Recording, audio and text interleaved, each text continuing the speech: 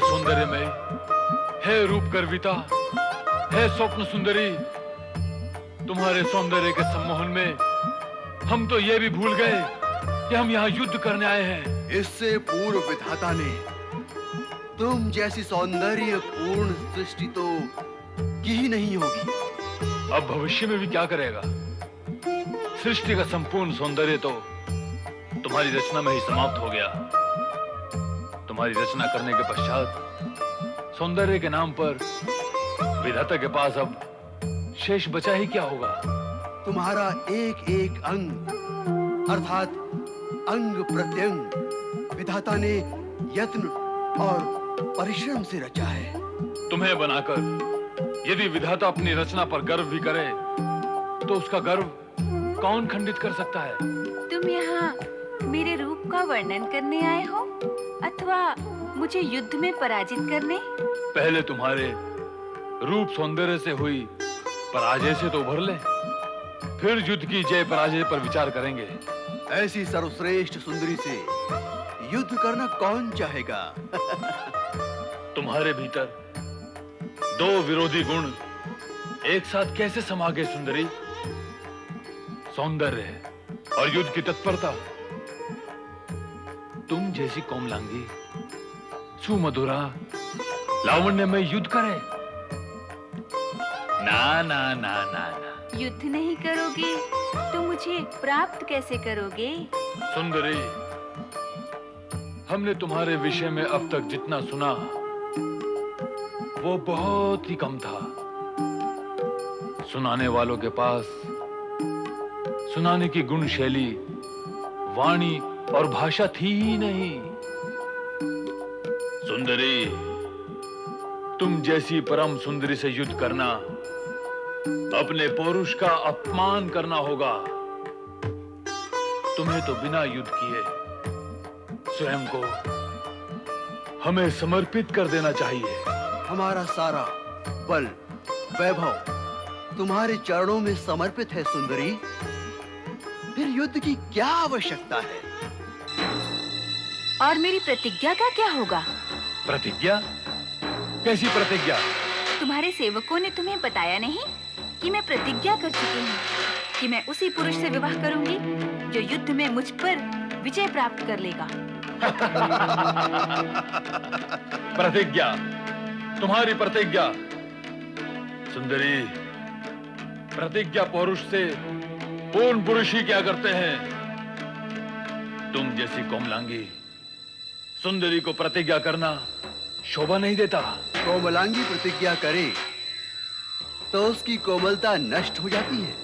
दुष्टो, नष्ट तो तुम्हें होना है।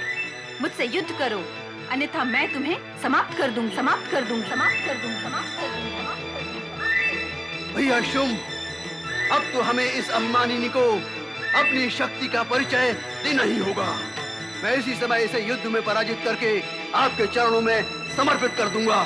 ऐसी भूल मत करना निशुंभ, अन्यथा ये सुंदरी तुम्हें प्राप्त हो जाएगी।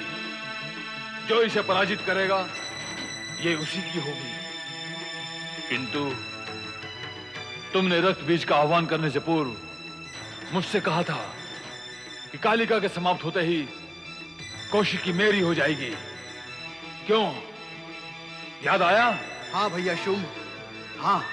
इसलिए इसे पराजित करके अपना बनाने के लिए मुझे ही इससे युद्ध करना होगा।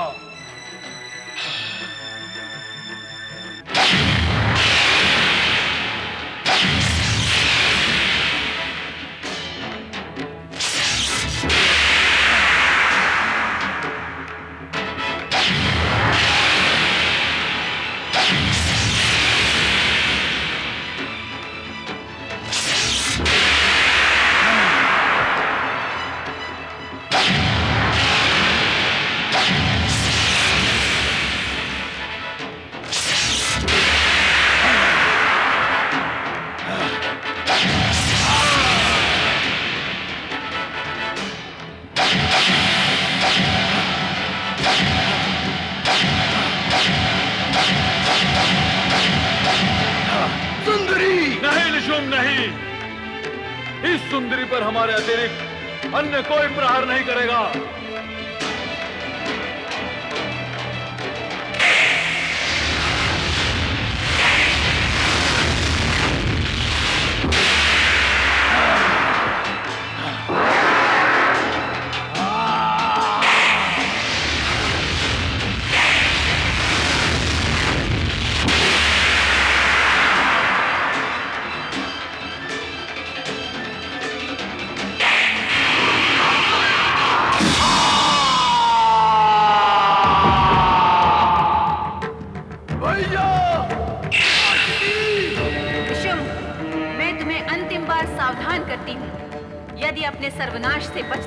हो तो इसी समय अपने असुरों को साथ लेकर पाताल लोक चले जाओ।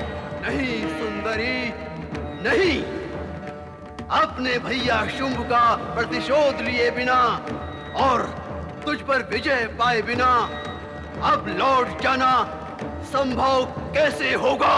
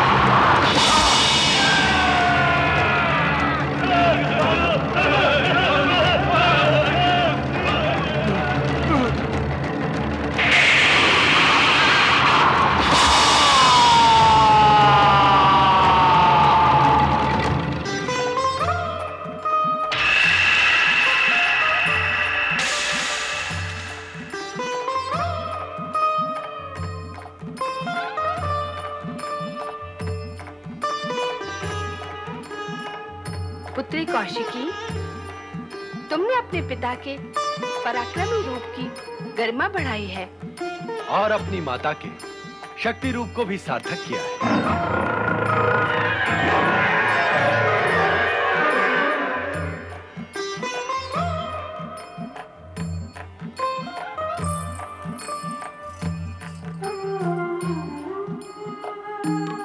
माता पिता का आशीर्वाद और कृपा संतान के साथ हो तो उसका अहित कौन कर सकता है? धन्य है महादेवी कौशिकी, आप धन्य हैं। आपके कारण सारे देवगण चिंता मुक्त हो गए। शक्ति स्वरूपिणी महादेवी कौशिकी की जय। मेरा उद्देश्य और कर्तव्य पूर्ण हुआ। अब मैं शक्ति स्वरूपिणी माता के अंगों से एकाकार हो जाऊंगी। तथास्तु।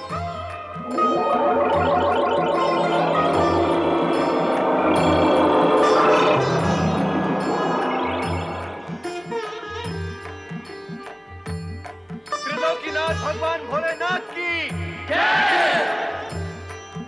शक्ति स्वरूपिणी माता पार्वती की जय।